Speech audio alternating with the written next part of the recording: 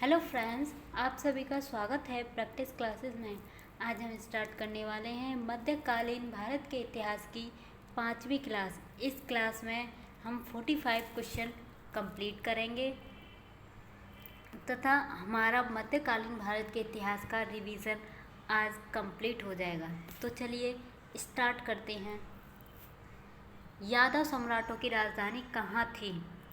देवगिरी के यादव वंश की स्थापना भिल्लव पंचम ने की थी और उसने अपनी राजधानी देवगिरी को बनाया था। Option number 4। विजय स्तंभ कहाँ स्थित है? चित्तौड़गढ़ में विजय स्तंभ अथवा कीर्ति स्तंभ स्थित है। Option number 3। यात्री यवन बतूता कहाँ से आया था? मोरक्को से यात्री यवन बतूता कई देशों का भ्रमण करते हुए हमारे भारत में 1333 ईस्वी में आया था और यह मोहम्मद बिन तुगलक के शासनकाल में भारत आया था। Option number 1। चित्तौड़ का विजय स्तंभ किसने बनवाया था? राणा कुम्भा ने चित्तौड़गढ़ का विजय स्तंभ बनवाया था। Option number 2। निम्नलिखित विदेशी भाषाओं में से कौन सी भाषा मुगल शासनकाल में भारत के दरबारों में व्यापक रूप से प्रचलित रही थी? फ्रेंच। फ्रांसीसी विदेशी भाषा मुगल शासनकाल में भारत के दरबारों में व्यापक रूप से प्रचलित रही थी। Option number 1। असम राज्य का नाम उस जनजाति पर रखा गया था जिसने उस क्षेत्र को जीता था। यह कबीला कहाँ से आया था? असम राज्य का नाम अहोम जनजाति पर रखा गया था। अहोम लोग महान ताई जनजाति समूह के थे जिनका दक्षिणी चीन एवं दक्षिण पूर्व एशिया में बहुमूल्य था। यह दक्षिणी चीन या ऊपरी बर्मा के क्षेत्र से आए थे। ऑप्शन नंबर 3, ऊपरी बर्मा के क्षेत्र से। मुगल जागीर तकनीकी रूप में निम्नलिखित में से क्या थी? किसी अधिकारी के लिए भू राजस्व का समनुदेशन मुगल जागीर तकनीकी का रूप था। Option number 3। निम्नलिखित में से वे कौन हैं जिन्होंने 17वीं शताब्दी के दौरान भारत के पश्चिमी तटीय व्यापार के अधिकांश भाग पर नियंत्रण कर रखा था? डच। 1602 ईस्वी में ईस्ट इंडिया कंपनी की स्थापना हुई। 1606 में डच गोलकुंडा के राजा से कारखाना स्थापित करने के लिए फरमान प्राप्त करने में सफल हो गए थे। फिर उन्होंने पश्चिमी तटीय व्यापार के अधिकांश भाग पर नियंत्रण कर लिया था। Option number 2। निम्नलिखित में सही अनुक्रम चुनिए। निजामुद्दीन औलिया, कबीर, मीराबाई, तुलसीदास। निजामुद्दीन औलिया का जन्म बदायूं 1236 ईस्वी में हुआ था तथा कबीर का जन्म वाराणसी में 1440 ईस्वी के आसपास माना जाता है। मीराबाई का जन्म मेड़ता में 1498 में माना जाता है तथा तुलसीदास का जन्म राजापुर उत्तर प्रदेश में 1532 में माना जाता है। Option number 1। निम्नलिखित में से कौन सी शक्तियों ने तुंगभद्रा दोआ के लिए लड़ाई नहीं लड़ी? गोलकुंडा और अहमदनगर के सुल्तान ने तुंगभद्रा दोआ के लिए लड़ाई नहीं लड़ी थी। Option number 3। रणथंभौर क्या था? रणथंभौर एक अजेय दुर्ग समझा जाता था। 1226 ईस्वी में इल्तुतमिश ने इस पर अधिकार कर लिया था तथा उस पर पृथ्वीराज तृतीय के वंशज शासन करते थे। ऑप्शन नंबर 2, एक राजपूत दुर्ग। तंचोई जरी का विकास कहाँ हुआ था? तंचोई जरी का विकास वाराणसी में 16वीं से 17वीं शताब्दी के मध्य माना जाता है। यह यूरोपीय यात्री राल्फ फिच ने इसका उल्लेख किया है। तंचोई या रेशम के कपड़े पर चांदी और सोने के तारों द्वारा किनारी के रूप में की गई कढ़ाई को कहा जाता है? Option number 1। पूर्व रियासत नाहन अब किस राज्य का अंग है? हिमाचल प्रदेश का। पूर्व रियासत नाहन अब हिमाचल प्रदेश के सिरमौर जिले का मुख्यालय है।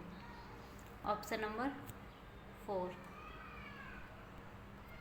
मुगल काल के दौरान एक विदेशी यात्री भारत आया था तथा उसने एक विशेषज्ञ के रूप में तख्त ताउस महुर सिंहासन का वर्णन किया।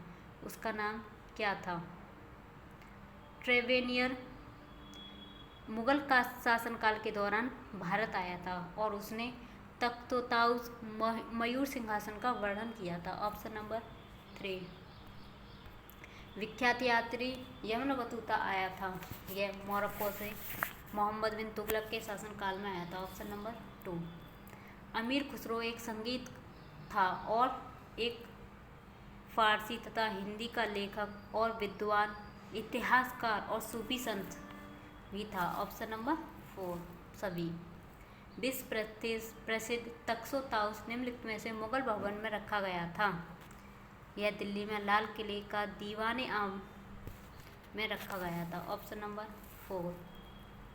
सुविख्यात कोहिनूर हीरा किस खान से निकाला गया था? यह गोलकुंडा के खान से निकाला गया था। Option number 4। कालाबाजी और जमाखोरी को नियंत्रित करने के लिए अलाउद्दीन खिलजी द्वारा निम्नलिखित में से कौन सा आदेश नहीं दिया गया था? खुतों और मुकदमों को अधिक विशेष अधिकार दिए जाएं। यह आदेश अलाउद्दीन खिलजी द्वारा नहीं दिए गए थे। Option number 4। निम्नलिखित मुगल भवनों में से किसमें यह अन्य विशेषता बताई जाती है कि वे लंबा और चौड़ाई में बिल्कुल बराबर है? आगरा का ताजमहल लंबाई और चौड़ाई दोनों में बराबर है। Option number 3। आगरा का ताजमहल का निर्माण शाहजहां ने अपनी पत्नी मुमताज महल की याद में करवाया था। सिख धर्म के पवित्र पुस्तक कौन सी है? गुरु ग्रंथ साहिब मुख्य रूप से सिख की एक पवित्र धार्मिक ग्रंथ है। सिख द्वारा इस ग्रंथ को 11 धार्मिक सिख गुरुओं की वंश परंपरा का अंतिम और संप्रभु गुरु माना जाता है। Option number 4। निम्नलिखित का मिलान कीजिए। तुगलकाबाद किला गयासुद्दीन तुगलक ने बनवाया था। लाल किला शाहजहां ने बनवाया था। हौज खास फिरोज शाह तुगलक ने बनवाया था। Option number 3। The city of Siri Alauddin Khilji ने बनवाया था। ए का 4 ऑप्शन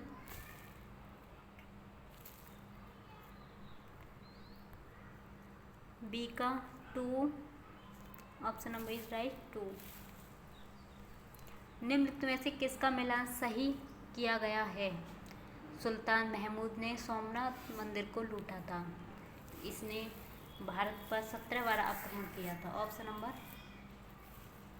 ओनली 3। निम्नलिखित को कालक्रम अनुसार रखें। एल्वी कुर्क प्रथम एल्वी शासक इल्तुतमिश था। इसका शासनकाल 1206 से 1290 ईस्वी में था। और फिर आया था खिलजी वंश। खिलजी वंश का शासक 1290 से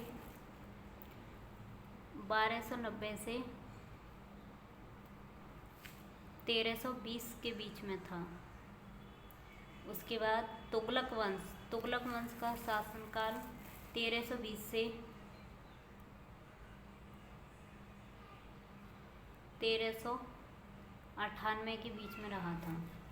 उसके बाद था सैयद वंश का शासनकाल 1414 से 1451 के बीच में रहा था।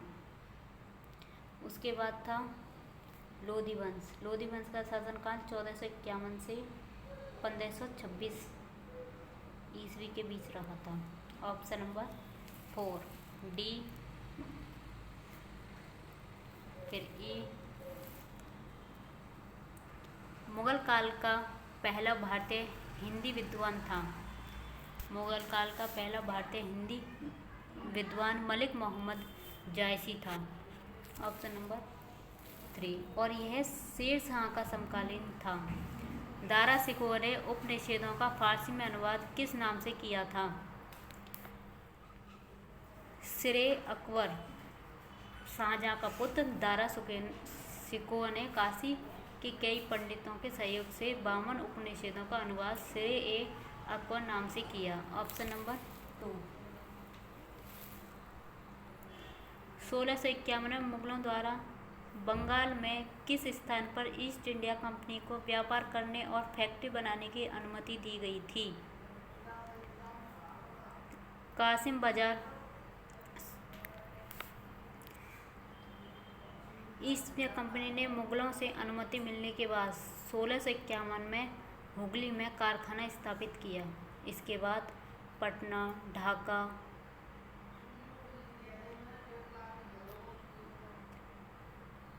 ऑप्शन नंबर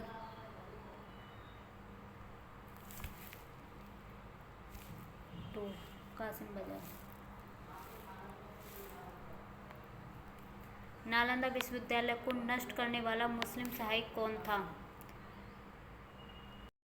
मोहम्मद बिन बख्तियार नालंदा विश्वविद्यालय को नष्ट करने वाला मुस्लिम शासक था। Option number 3।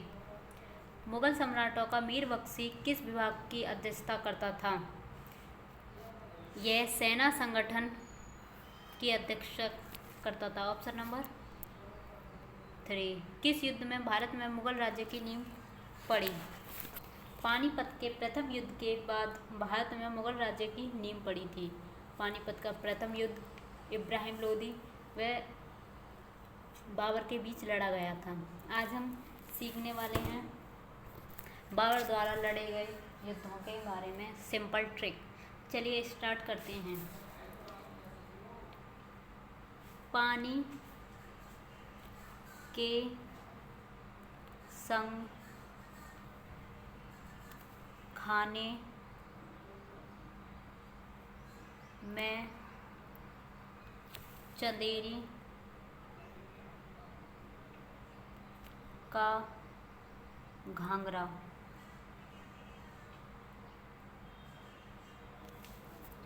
इब्राहिम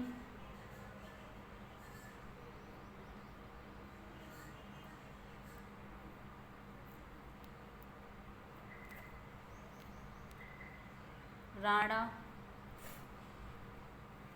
मदेनी अफगानों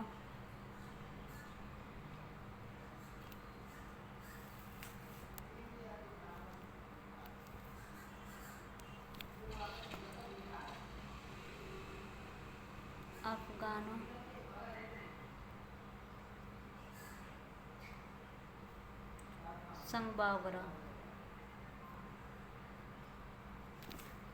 अब हम देखेंगे पानीपत का युद्ध इब्राहिम लोदी के संग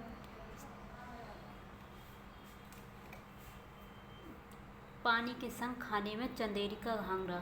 पानीपत का युद्ध और खानवा का युद्ध, चंदेरी का युद्ध और घाघरा का युद्ध, यह चारों युद्ध बाबर द्वारा लड़े गए थे। पानीपत का युद्ध इब्राहिम के साथ लड़ा था। खानवा का युद्ध राणा सांगा के साथ लड़ा था और चंदेरी का युद्ध मदेनी के संग लड़ा था और घाघरा का युद्ध अफगानों के साथ लड़ा था। पानीपत का युद्ध 1526 में, खानवा का युद्ध 1527 में, चंदेरी का युद्ध 1528 में, घाघरा युद्ध 1529 में और 1530 में बाबरा की मृत्यु हो गई थी, बाबर की। नेक्स्ट क्वेश्चन, किस मुगल शासक ने भारत की वनस्पतियों और प्राणी जगत जंतुओं और फलों का विवरण अपनी दैनिक निंदनी डायरी में दिया? बाबर ने अपनी तुजुक ए बाबरी या बाबरनामा में वनस्पति और प्राणी जगत जंतुओं और फलों का विशद विवरण अपनी डायरी में लिखा था। Option number 3। सुलेखन क्या होता है? सुंदर हस्तलेखन को ही सुलेखन कहा जाता है। Option number 1। मुगल प्रशासन व्यवस्था में मनसबदारी प्रणाली को किसने प्रारंभ किया था? अकबर मुगल बादशाह ने मनसबदारी प्रणाली को प्रारंभ किया था। Option number 2। मुगल काल की राजभाषा क्या थी?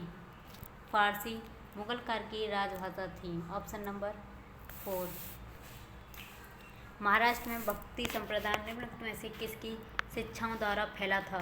मुगल काल की राजभाषा महाराष्ट्र में भक्ति संप्रदाय समर्थ गुरु रामदास की शिक्षाओं द्वारा फैला था और यह शिवाजी के गुरु थे। Option number 3। निम्न में से वह भाषा कौन सी है जिसे मध्य युग के दौरान शिविर भाषा कहा जाता है? उर्दू मूलतः तुर्की भाषा का शब्द है जिसका अर्थ है शाही शिविर या खेमा। Option number 4। निम्नलिखित में से कौन सा एक फतेहपुर सीकरी में स्थित नहीं है? मोती मस्जिद यह फतेहपुर सीकरी में स्थित नहीं है, यह आगरा में स्थित है। Option number 2। मोती मस्जिद निम्न में से किस नगर में स्थित है? मोती मस्जिद आगरा में स्थित है। Option number 1। निम्नलिखित में से कौन सी जोड़ी गलत है?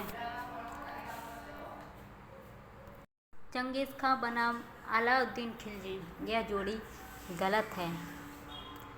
चंगेज खां इल्तुतमिश के समय पारसियों के शासक ख्वारिज शाह के बड़े पुत्र जलालुद्दीन मंगवर्णी का पीछा करते हुए सिंध नदी तक पहुंचा था और यह इल्तुतमिश के शासनकाल में आया था। Option number 3। दिल्ली में मुगल साम्राज्य की नींव निम्नलिखित में से किस लड़ाई के परिणाम स्वरूप डाली? पानीपत की पहली लड़ाई 1526 में बाबर और इब्राहिम लोदी के बीच हुई थी। इसी से ही दिल्ली में मुगल साम्राज्य की नींव रखी गई थी। निम्न में से किस मुगल सम्राट को हिंदी गीतों की रचना का श्रेय प्राप्त है? शाहजहाँ को हिंदी गीतों का श्रेय प्राप्त है। Option number 4। निम्न में से किसका अपने समकालीन मुगल बादशाह के साथ मिलान गलत है? पृथ्वीराज चौहान अकबर के शासनकाल में नहीं थे क्योंकि पृथ्वीराज चौहान तैनान का पहला और द्वितीय युद्ध में थे और अकबर की जो एंट्री होती है वो 1556 ईस्वी में होती है। Option number 2। कोणार्क में प्रसिद्ध सूर्य मंदिर का निर्माण किसने करवाया था? नरसिंह प्रथम ने कोणार्क का सूर्य मंदिर का निर्माण उड़ीसा में करवाया था और इसको ब्लैक पगोड़ा के नाम से भी जाना जाता है। Option number 3। गुरु नानक का उत्तराधिकारी कौन था? गुरु नानक का उत्तराधिकारी गुरु अंगद थे और ये सिखों के 10 गुरुओं में से दूसरे गुरु थे। Option number 1।